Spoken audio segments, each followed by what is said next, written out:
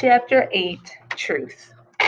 Lady Macbeth sucks. It's late on Sunday night, and I've done absolutely nothing all weekend. Now I have my English books in bed with me. It's lucky that my presentation isn't until Friday because I'm not getting anywhere. I'm supposed to do a 10-minute spiel about Lady Macbeth's strengths. I keep reading her part in the play, and I think she had more weaknesses. First, she plots a murder. I admit that took guts. But then she feels so guilty that she sleepwalks all over the castle, rubbing imaginary blood off her hands. She dies before the final battle begins. What kind of strength is that? She helped create a mess in the first place. She should have done something. I should do something. I chuck my English books off my bed and grab a blank piece of paper. I write reasons to go to the police. If I don't, someone's going to get away with murder. Some people deserve to know the truth. Ted Greenfield's wife, for example. I have evidence. Roth's missing boot, Scott's videotape. Roth shouldn't be going around intimidating people, beating them up, and leaving notes on their lockers. I cross out the first two reasons for being too much like things Pollyanna would say. It's the last two things on the list that make me want to tell. Reasons never to go to the police. I'll eventually have to tell Dad I lied to him about not knowing anything. Someone might see me at the station. Word might get out that I've gone to the cops. It might get Jerome in more trouble. I'll have to see the cops all smirking, congratulating themselves on thinking I was involved. My conclusions. I am paranoid delusional. Do I really think they've got someone watching the door of the police station? It's not a horror movie. It seems I also have lovesick puppy syndrome for Jerome. I cross out the entire list and write, "You are a freak, you are a freak, you are a freak," in multicolored pens down the rest of the page. All of this leaves me where I started. I should do something. What? I turn off the light and lie on my back, thinking. Then I lie on my stomach, thinking. Then I lie on my side. It takes me a long time to fall asleep. Let's hear it for osmosis, the art of gaining wisdom while unconscious. I hadn't decided anything when I finally fell asleep last night, but this morning I know exactly what I'm going to do. All that's left is to convince Scott. Of course, getting him out of the hospital would help too. I make my plans as I walk to school. By the time I get there, I'm smiling in smug satisfaction. Then I see Jerome waiting for me in the hallway, and my smile slides off my face like oil-based makeup. Deep breath. "Hey," he says. I wait for more, but that seems to be all he's going to say. He just stands against my locker looking at me. "Could I help you with something?"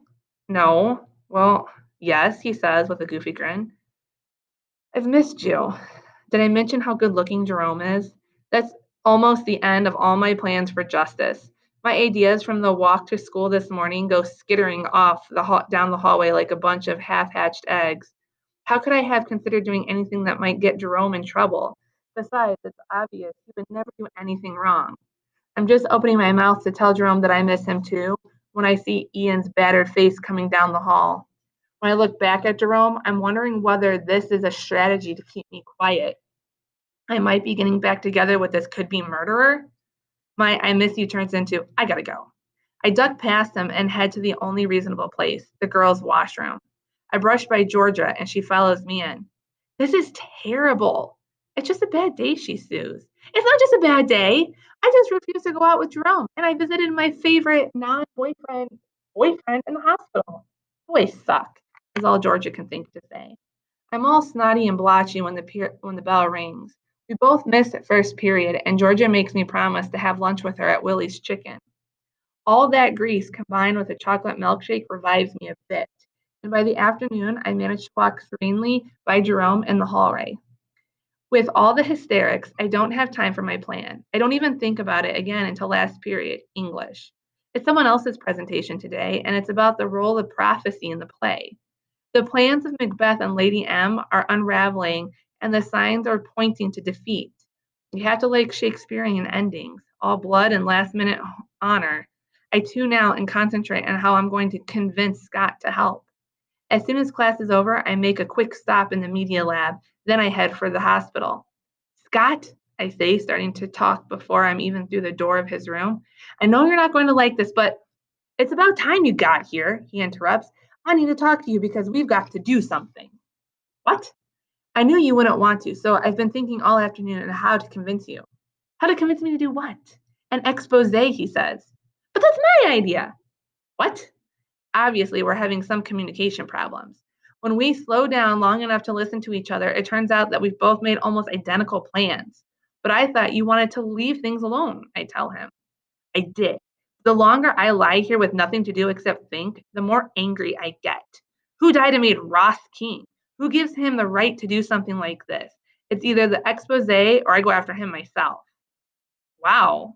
I mean, I always thought of you as a passive sort of guy, I'd say. Yeah, he nods, grinning. It's probably better that we choose the expose option. 10 minutes later, I have the camera set up on a tripod, and I'm holding the microphone beside his hospital bed. Mr. Rich, I began in my most professional reporter voice, you say you were beaten by two students at Fairfield Secondary, Ross Reed and Nate Schultz. And the reason for this attack? I saw them intimidating another student, Ian Clausen. In your mind, do these attacks relate to the recent murder of local banker Ted Granville? We go on like this for another 10 minutes. We probably could have filmed for longer, but someone else turned up at the door. Georgia. What are you doing here? Are you okay? For once, Georgia doesn't look like she's walked out of a fashion magazine. Her face is white and her eyes are red. She looks like she might throw up. Instead, she tosses a plastic bag she's carrying onto the end of Scott's bed. What's this? He asks. The boots. I'm shocked into silence. Scott merely looks confused, and I remember that I never told him Officer McBride's secret about the boot print. How did you get these? I asked her. I was over at Nate's last week and we were, well, fooling around in the basement. When I went to go to the washroom, I accidentally walked into the storage room. These were in a pile of junk. I only noticed them because I knew they were Ross's. I thought he must have forgotten them there. So, how did you get them? After you told me what the cops said, what did the cops say? Scott wonders. We ignore him. I skipped class this afternoon and went to his house. Georgia continues. He's got a key stashed in the carport for when he sneaks in at night. I just ducked in and grabbed them. That took guts, Scott says approvingly. But what's so important about the boots? We fill him in, finally. Then I give Georgia a hug and make her promise to be careful. That's all the time I have to worry about her.